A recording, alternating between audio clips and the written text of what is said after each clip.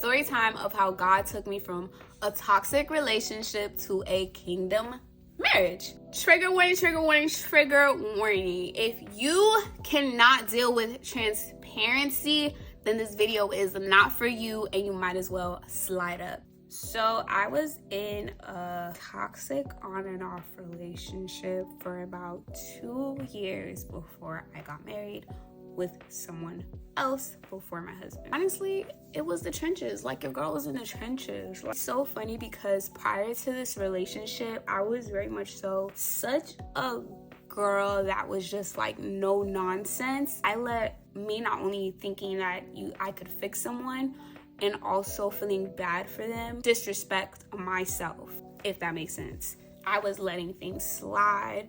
Your girl was cheating on. Your girl was lied to. Like, it was a lot. Gaslit and also love bombed. Extremely love bombed. It was crazy because I grew up knowing and seeing relationships around me that I was just like, I do not want that. That is not my portion. Which is true, it was not my portion, but I just felt like what I used to see in other relationships could not happen to me. The relationship was also happening in a time too where I was reigniting my relationship with Christ. Imagine going through that and at the same time you're going through a relationship that you know that God is not calling you to be into. It was a lot. I compromised a lot of my morals in that relationship. I sinned a lot in that relationship, doing things I was not supposed to do in that relationship. And I remember feeling so low. I ignored signs that God was revealing to other people about that relationship. I was just the Lulu, y'all. I was the Lulu. In my mind, and I think a lot of girls could probably relate, it's like, if the person is not who they're supposed to be now, you think later on down the line they'll be that person with you or for you. And especially if you're unequally yoked, like, you just think like, okay, God's gonna make us like, if that's not the person that God called for you, it's just not. Fast forward, I remember reaching a point where this is what I called my quarter life crisis to my friends. I remember just like really evaluating my life. And funny enough, it was when I was turning 25. Like, it was my 24th year of age. And I remember just like telling my friends, telling my mom especially, like, I'm really close with my mom, so like she knows the nitty gritty. I was basing my goals around that relationship. Not my goals per se, but just like my journey in life. Okay, like in 5 years, if this person's gonna do this, then okay, in 5 years it needs to be this and that and this and that. And I was just like, no, like that's never been me and that's not gonna start being me now. And I feel like God just gave me like a renewal around the time of my quarter life crisis, where I was just reevaluating everything in my life, my career, my future endeavors, my future goals.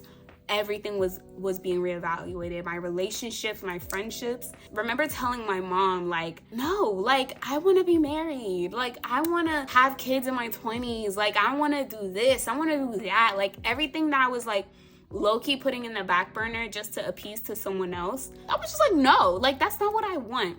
Funny enough, I remember God led me to do a Daniel fast.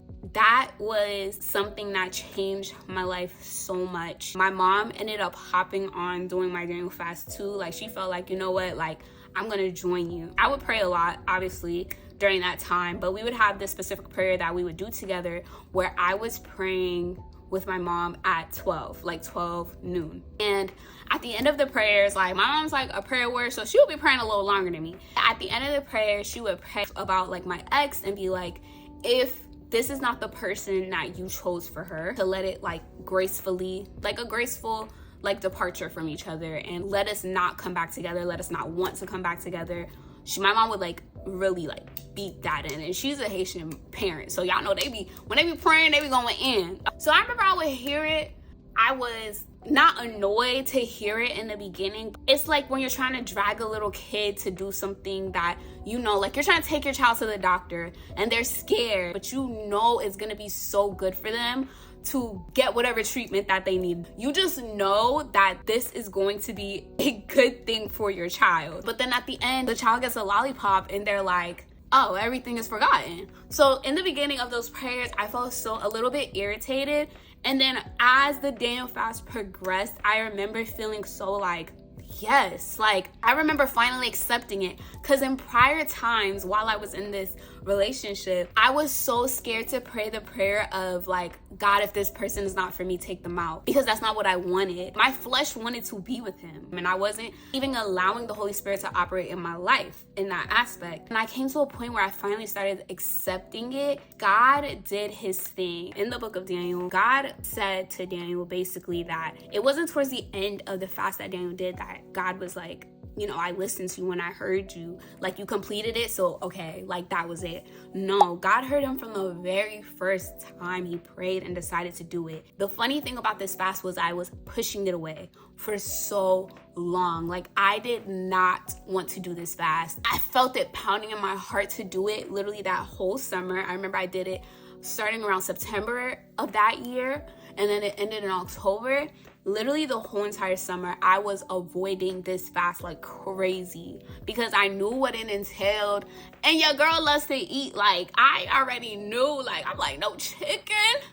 That junk is crazy. I was pushing it off. It's so funny how God works, because my heart was really wanting to do it, but my flesh was trying to like pull me away from doing it, which is so funny because I remember my best friend, he had a birthday dinner. I was with my ex at the time, not with him. It was the off time of it. He was sitting at my right during my friend's dinner, and then Manny was sitting on my left. Very normal. Me and Manny never looked at each other that way. Manny took my birthday pictures a few years back, but like it was never anything crazy at all. That was honestly around the time too where my heart was really, really wanting to do the fast, and I was trying to like deny it. I believe God knew what he was doing with that. I accepted to do it because I was going to do it and I was praying about it. I feel like even before I started the fast, God had answered my prayers.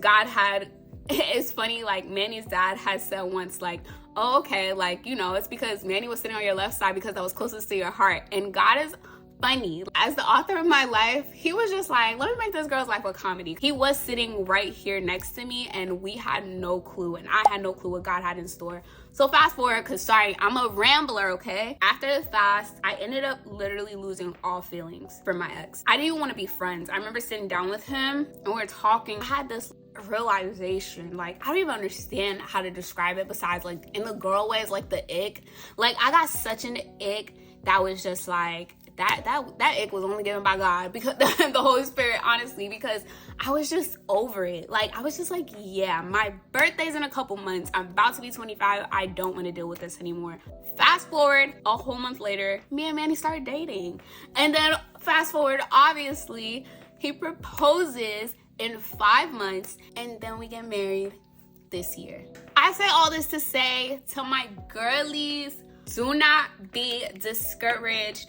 If you are in a relationship that you know dang well that God is like, it's a no, get out of it. Like, I'm gonna scream my man at the top of my lungs every day, because y'all don't even know. This man is literally God sent. God literally put us together. I remember us fasting in the beginning of our relationship and automatically getting confirmation, and then other people getting confirmation that we were supposed to be together, and that was just like the best feeling in the world. I would get mad at my past self for like wasting my time, but you know, that needed to happen for me to be where I am now, for me to, you know, have the mindset that I have now. And I wouldn't change it because I grew as a person for sure, because myself wasn't even perfect in my last relationship.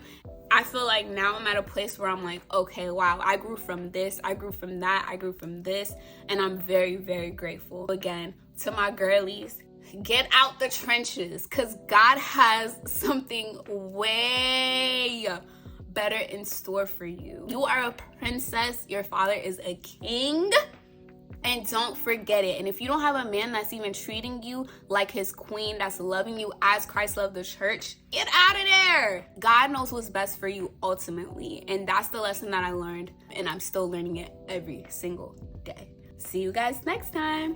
Bye.